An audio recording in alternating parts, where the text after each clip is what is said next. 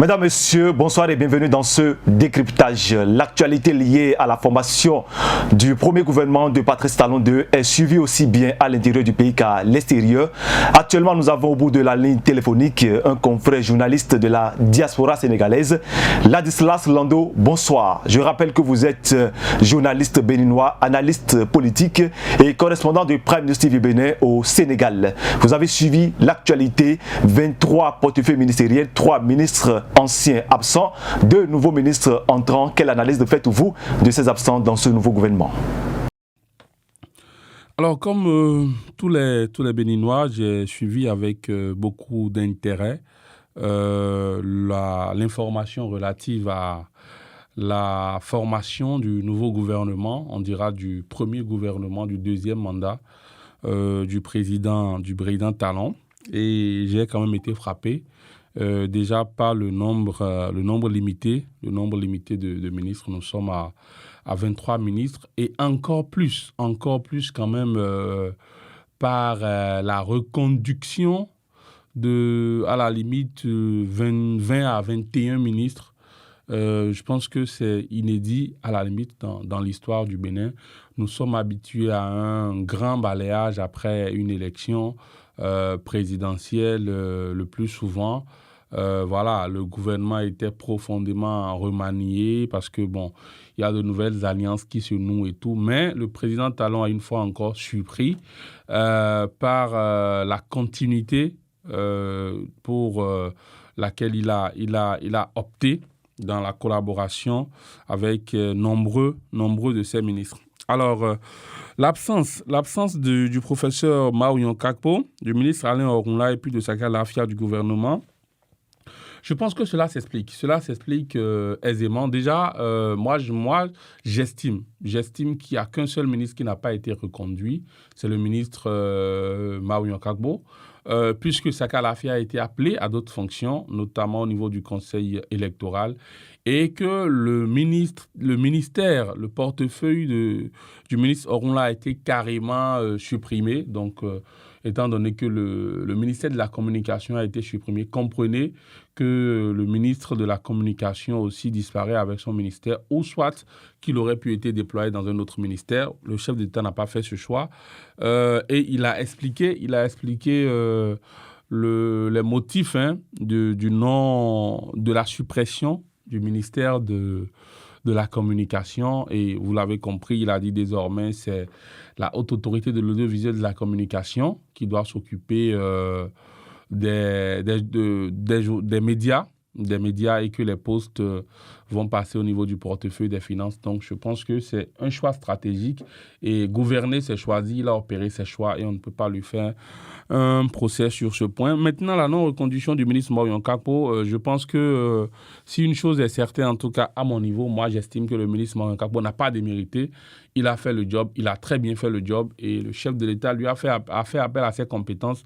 À un moment donné, il a estimé après qu'il n'a plus besoin de lui, qu'il pouvait le faire remplacer. Donc, je pense que la vie ne s'arrête pas à un gouvernement. Et le seul fait de ne pas avoir été reconduit ne fait pas de lui quand même quelqu'un qui a démérité pour autant.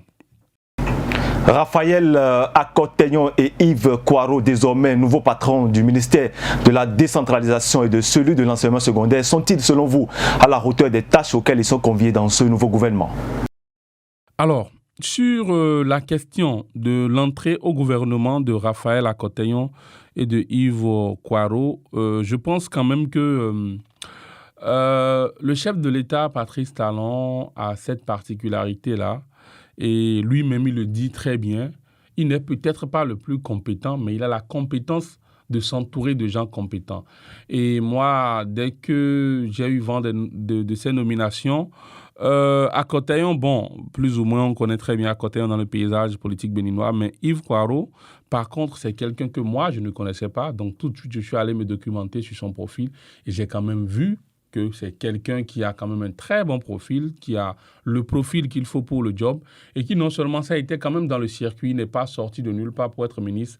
Visiblement, il était dans les arcanes du pouvoir et notamment dans le domaine de l'éducation. Donc sûrement que le chef de l'État a voulu le promouvoir et le passer à un niveau supérieur, toujours au service de la nation. Donc, moi, je pense qu'on n'a pas à juger de leurs compétences tout de suite. On n'a pas à juger du fait qu'ils soient à la hauteur des tâches qui leur est confiées ou pas.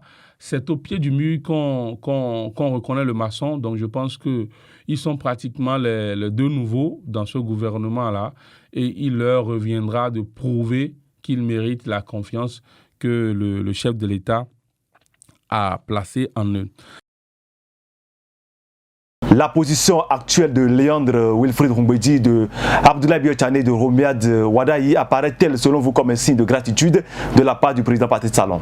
Alors, par rapport à la position de Wilfried Léandre Rumbedi, de Abdoulaye Biotchane et de Romiad Wadayi dans l'actuel gouvernement, est-ce que cela paraît comme un signe de gratitude de la part de Talon? Moi, je dirais non.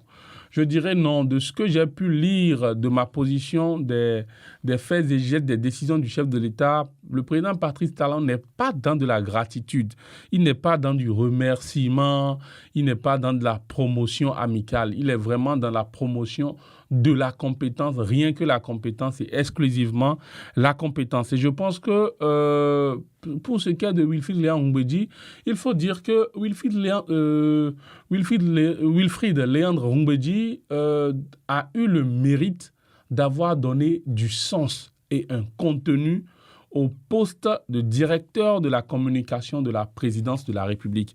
Je pense que, en tout cas, à ce que moi je sache, pour ce que je sache, c'est quand même la première fois que nous avons un directeur de la communication de la présidence de la République qui vraiment a occupé autant l'espace médiatique, autant l'espace de la communication en ce qui concerne quand il s'agit de défendre le gouvernement, quand il s'agit de défendre le président de la République, quand il s'agit de défendre les choix, les activités, le bilan du président, Léandre Rumbedi s'est montré très impliqué et il a été à la hauteur de la tâche. On l'a vu, toutes ces sorties médiatiques, à la limite, étaient assez parfaites. Donc, je pense quand même que c'est de l'ordre de normal que quand quelqu'un est bon dans ce qu'il fait, c'est de l'ordre de normal qu'il puisse être promu afin de continuer à mettre ses services, ses compétences, j'allais dire, au service de la République. En ce qui concerne le ministre Wadayi, je pense quand même que, écoutez, Romiad Wadayi, on a beau ne pas l'aimer, mais la compétence de ce ministre, ça fait l'unanimité. On est tous d'accord que c'est un monsieur brillant et qui maîtrise son domaine et qui fait très bien son job. Il fait très bien son job et je pense que si le président Talon l'a promu, moi je me dis c'est pour lui confier encore plus de tâches. On a vu qu'au sommet, par exemple, de Paris, sur le financement de l'économie africaine, c'est le ministre Wadayi qui a représenté le président de la République. Donc, je soupçonne qu'on veuille le positionner de plus en plus sur ces de rencontres, qu'il représente de plus en plus l'État sur tout ce qui est sommet, forum économique et autres. Donc, c'est normal qu'il puisse quand même avoir le grade de ministre d'État et je pense quand même que quoi qu'on puisse dire, le ministre Wadayi a mérité cette promotion-là par sa compétence. Et Biotchane est resté au gouvernement et je pense quand même que voilà, Biotchane aussi, c'est quand même le patriarche, c'est le patriarche et sa compétence fait l'unanimité. Il n'y a même pas à polémiquer dessus en fait. J'estime que voilà, c'est des gens qui sont compétents et le président Talon s'entoure de gens compétents.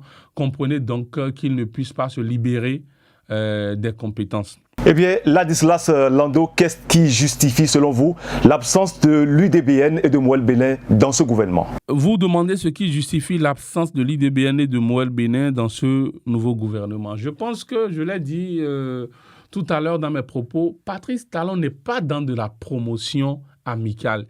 Il n'est pas dans du remerciement. Il n'est pas dans du clientélisme politique.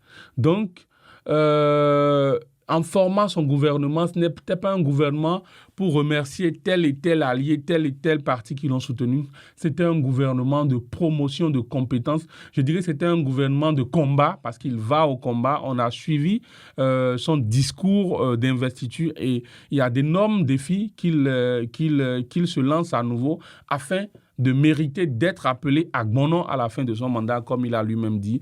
Et quand vous voulez quand même mériter le titre de Agbono, ce n'est pas en vous entourant de personnes, de partenaires politiques, mais vraiment de compétences. Donc moi, j'estime que je ne parlerai même pas de l'absence de l'UDBN ou de Moël Bénin, voilà, au niveau du gouvernement, parce que parler de ça, c'est nous ramener encore dans les anciens schémas de promotion du clientélisme politique. Nous sommes dans la promotion de la compétence et j'estime que quand quelqu'un est compétent, même s'il est de l'opposition radicale, quand il est compétent, j'estime que, moi, je pense sincèrement que le président Talon irait d'abord le chercher, quitte à celui-là de refuser de servir la République parce qu'il veut rester dans sa posture d'opposant. Et la preuve est quand même le ministre Alain Orunla, c'était l'avocat personnel du président Sébastien Adjavon. Et avant sa nomination, on a pu voir quand même sa virulence contre le régime de Talon. Donc, si on est allé chercher un ministre Orunla qui était vraiment dans l'opposition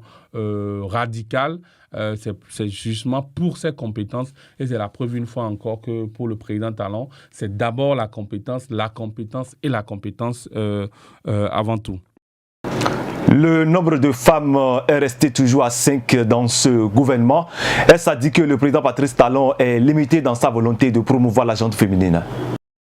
Alors, par rapport au nombre de femmes dans le gouvernement, moi, c'est vrai, la parité, c'est bien beau. La parité, c'est bien beau. L'équité entre hommes et femmes, c'est une très bonne chose et j'y adhère d'ailleurs complètement. Mais j'estime qu'il ne faut pas rester dans la notion de parité en chiffres. En chiffres, non. Il ne faut pas promouvoir la femme parce que c'est la femme, mais il faut promouvoir la femme parce qu'elle est compétente et parce qu'elle mérite d'être là où elle est. Parce que quand on promeut une femme juste parce qu'elle est une femme, si après elle n'est pas à la hauteur des tâches qui lui sont confiées, on aura l'effet inverse de ce qu'on recherche. On dira une fois encore que les femmes ne sont pas compétentes. On l'a nommée, elle n'a pas été à la hauteur. Donc je pense que nommer une femme qui ne soit pas à la hauteur, ça ne sert d'ailleurs pas la cause féminine.